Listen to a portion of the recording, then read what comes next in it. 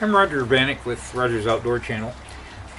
Today I'd like to kind of test your adventuring spirit and talk about some things that no, you probably won't want to do them, make them a regular hobby, but they're really cool to try for one time.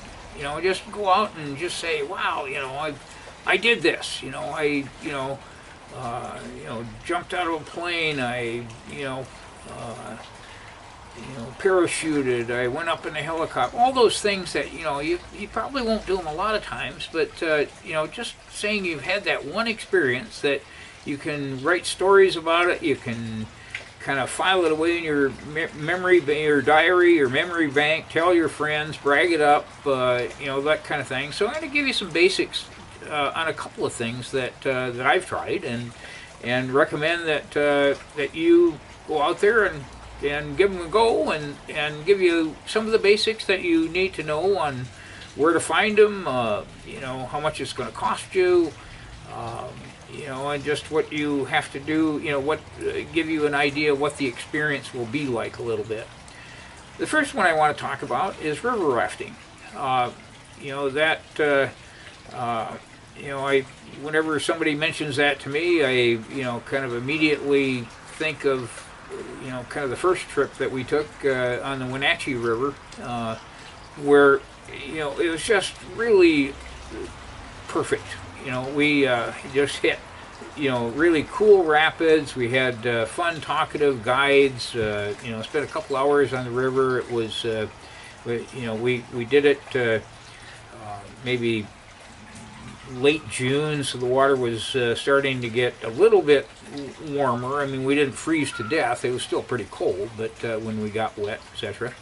And we planned for the trip. We brought changes of clothes, and we brought lunch, and to where we were kind of prepared to, just go out and have a good time. I think the Wenatchee trip,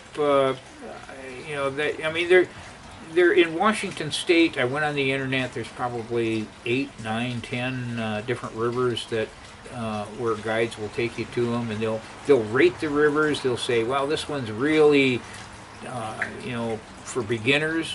This one's for kind of intermediate people that you're gonna get bounced around a little bit, but it's pretty safe. And then here's some for kind of experienced river rafter type things that."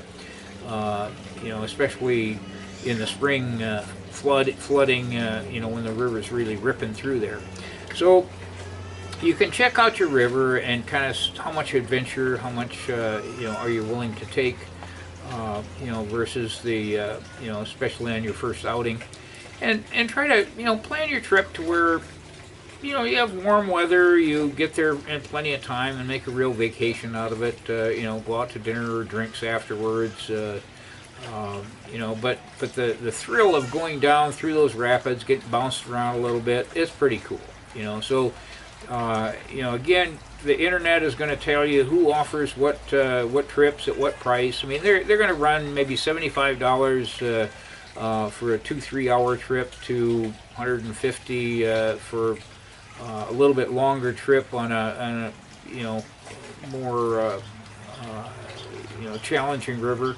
They even have whitewater trips that go overnight with a camping overnight camping involved. So give them a try. It's something that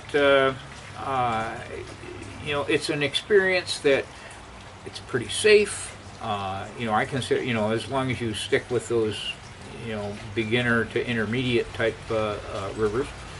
And it's just a ton of fun. So give it a try. Let me know how you do with it.